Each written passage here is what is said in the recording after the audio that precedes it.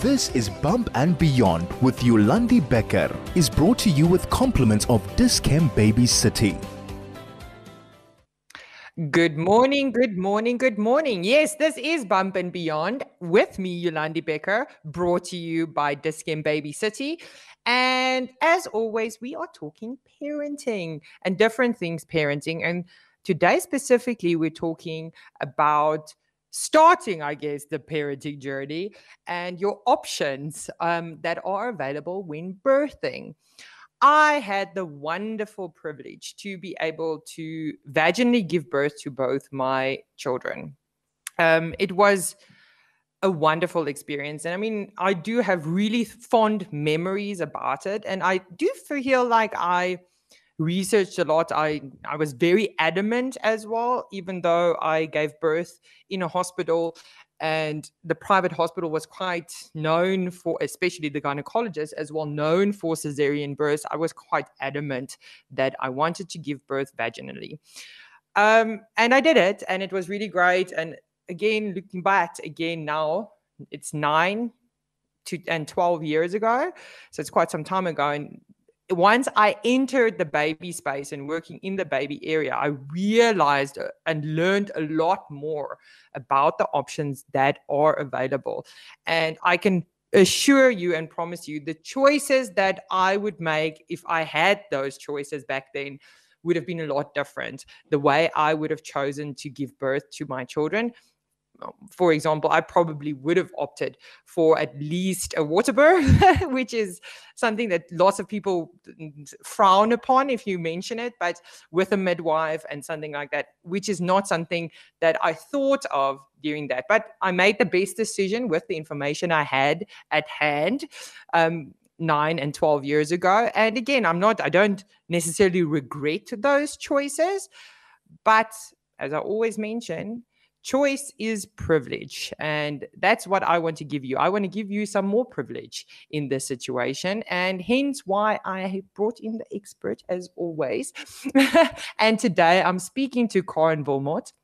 She is a registered nurse and midwife and the founder of the Due Date Club, which we'll talk about a little bit more. The reality is, in South Africa, the cesarean section rate is around 26.2% in the public sector, and almost 3 times that, 76.8% in the private sector.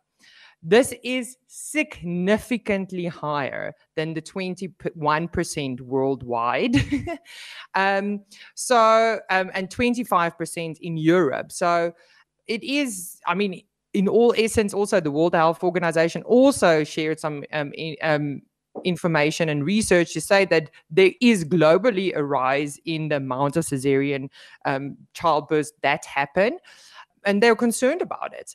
But again, I'm not here to make you choose. I'm here to give you options. So hello, Karen. Thank you so much for joining me. Thank you so much for inviting me. It's really lovely to be on the show.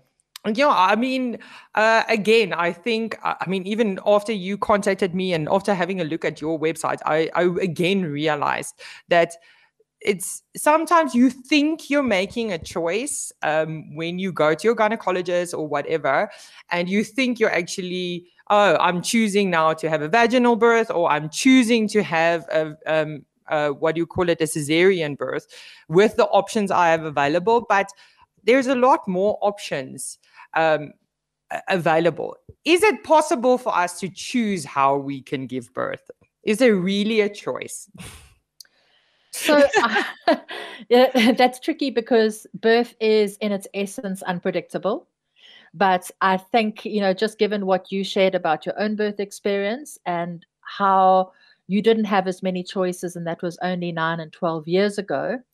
And if I take it back another 9 or 12 years, there was never women were never really given the choice as in, would you like a vaginal birth or cesarean? It was just a given. It was accepted that we would have a vaginal birth, but we knew that cesarean was available when vaginal birth wasn't working as it should.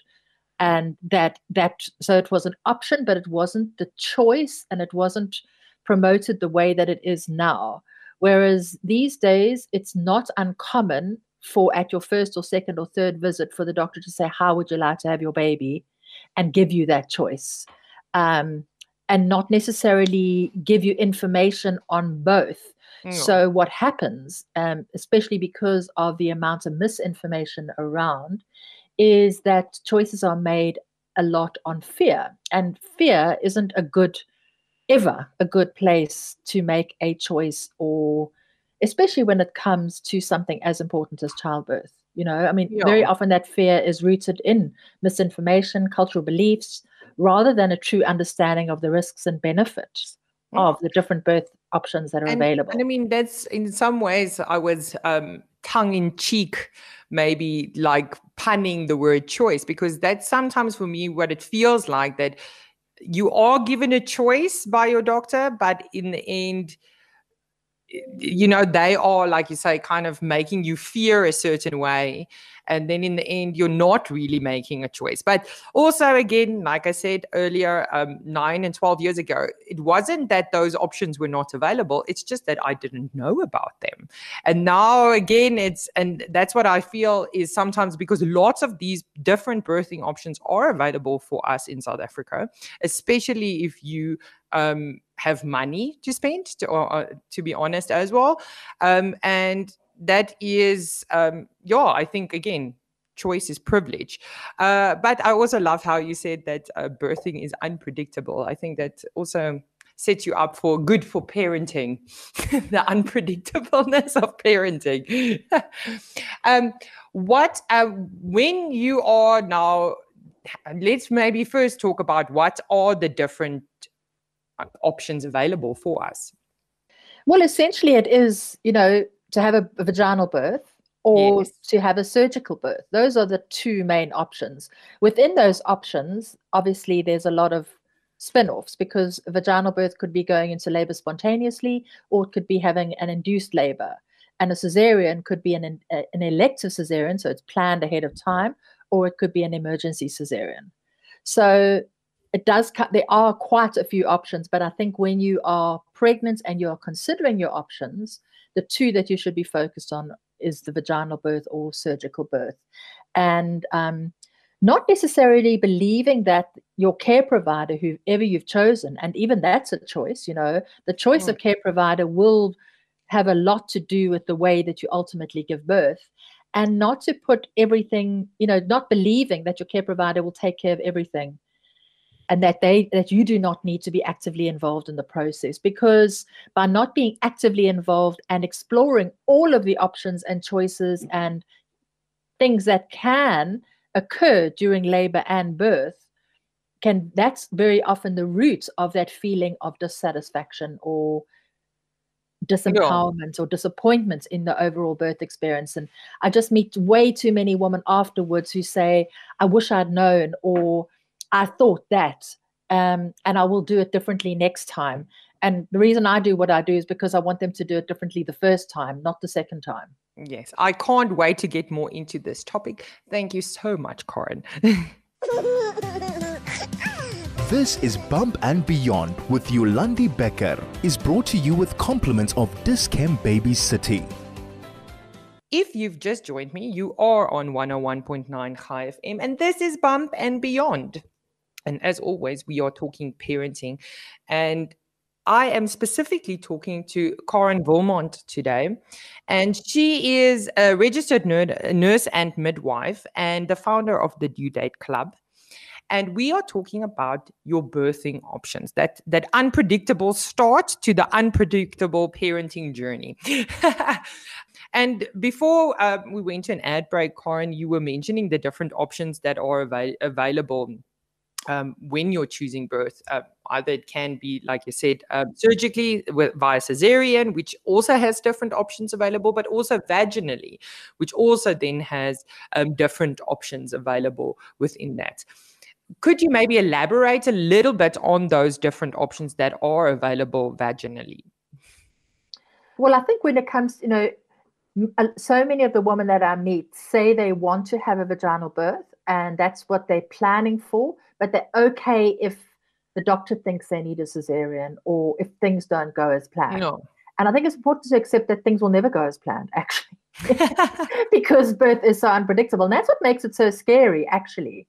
And for me, when the woman that I'm working with and in the Due Date Club, when we're talking about preparing for a vaginal birth, part of that is preparing for a surgical birth and understanding when a surgical birth might be necessary. So understanding what are the indications, when do things go differently to what you planned, that means you have to take another path, and what can you do to prevent that from happening?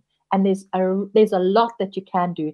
And so much of that is about being informed, being prepared, and then putting all your focus, once you understand all of those things, then all your focus goes on preparing yourself mentally, physically, and emotionally for a vaginal birth. Yes. And understanding all of the things that can happen. How does labor start? What does it feel like? How long will it possibly take? If it's taking longer than that, what else can I do? How can I manage the sensations? What options are available to me? What are medical options available? What are non-medical options available? What are my beliefs? Do I want to have pain medication? Do I want to avoid pain medication? And those are all the things that are going to drive your preparation.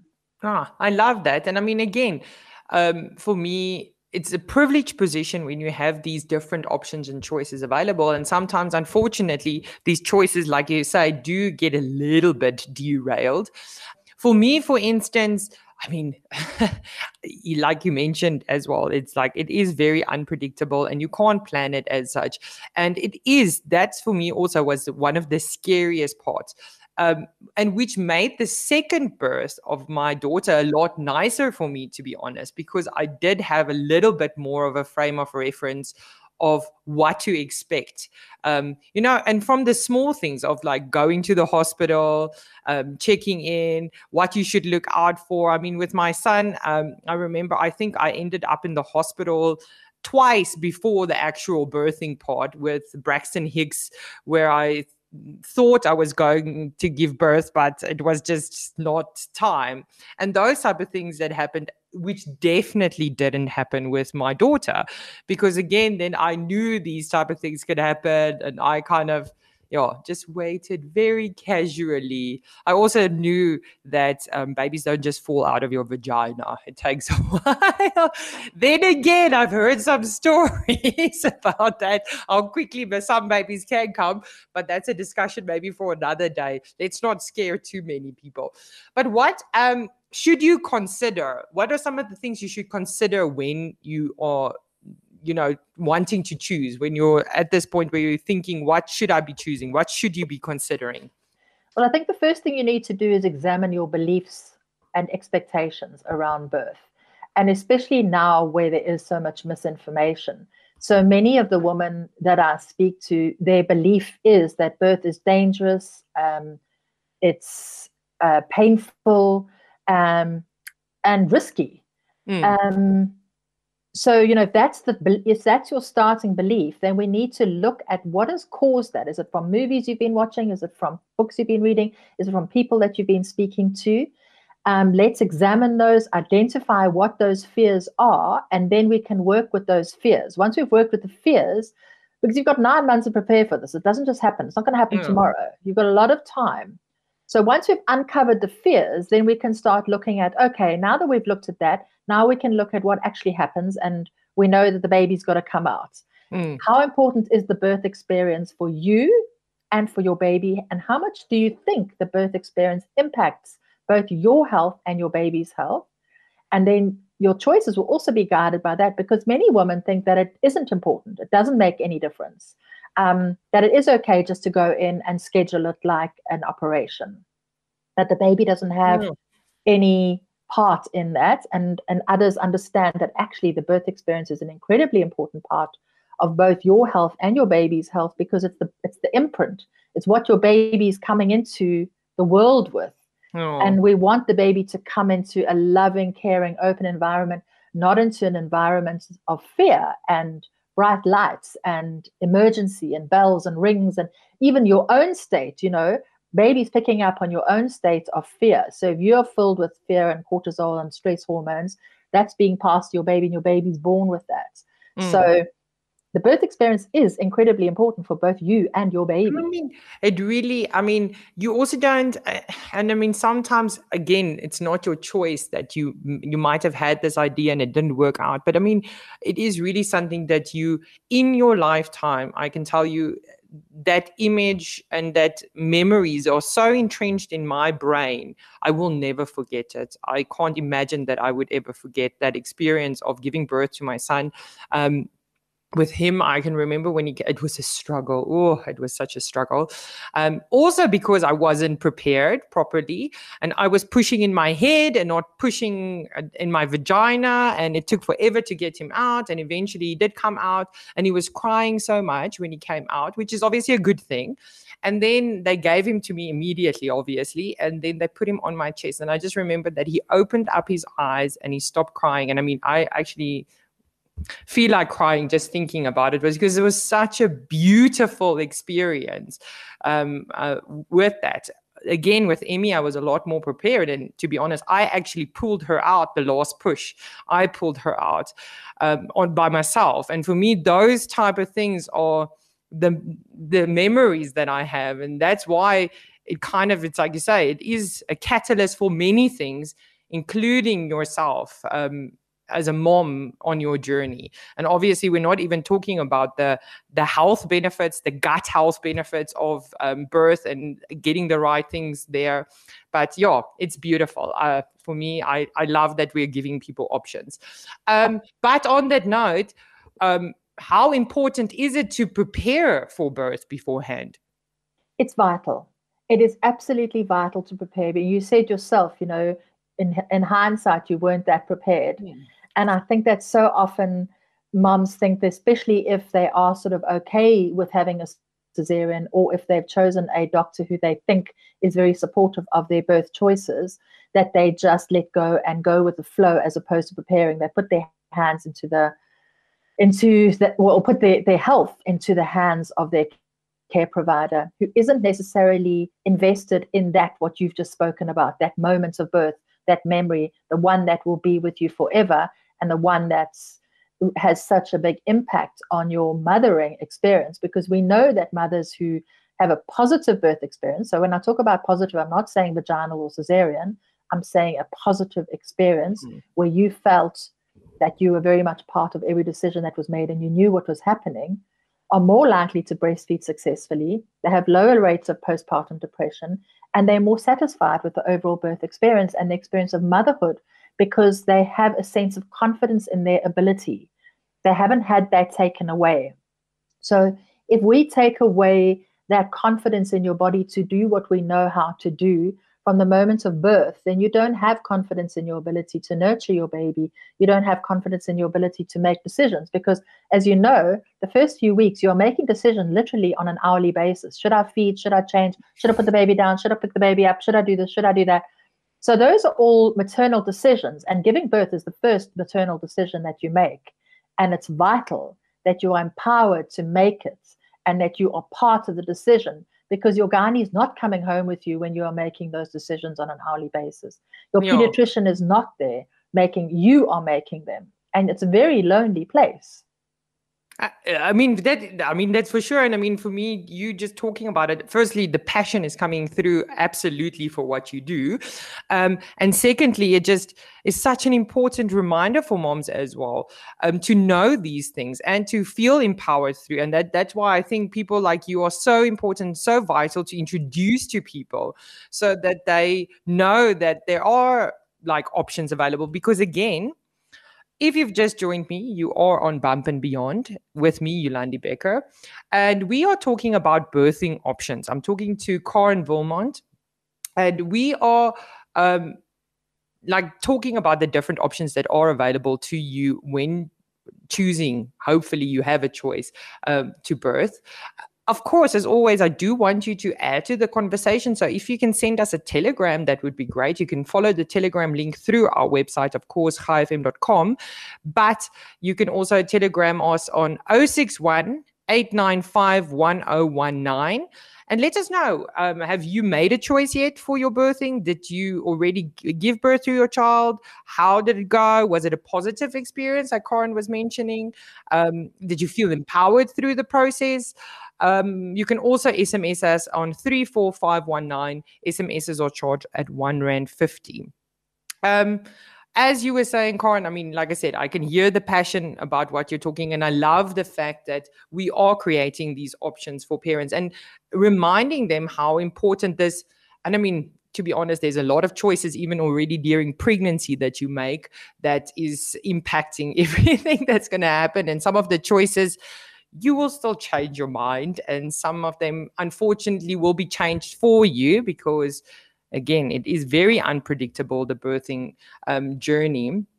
But I mean, in some ways, I feel like that was something that was also a little bit lacking for me, is that I actually, and I mean, I think I was wrong in my thinking, is that initially first with my son, I did do some research on vaginal birth and whatever and how to do it or something. But I mean, stupid thing, like if you give birth vaginally, you're only in the hospital for 2 days, whereas when you have a cesarean, you're in the hospital for 3 days generally.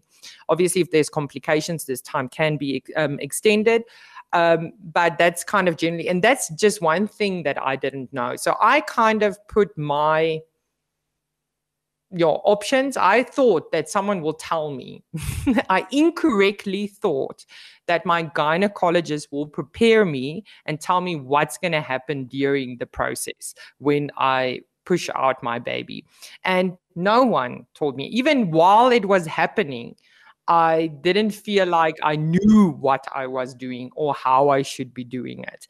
And then with Emmy, I knew this was the case. So I made sure I knew how to do it before I walked into that room to give birth. And that's also, again, I don't know if that's the norm, if that's just what happens, but that was kind of my experience. So again, that's why I think what you're doing and all these type of talks is so important, so that moms know it is not necessarily the responsibility of their gynecologist. They need to take responsibility themselves. I couldn't say that more, because honestly, it is absolutely not the responsibility of the gynae to educate you about your body and your ability to birth and how it will happen.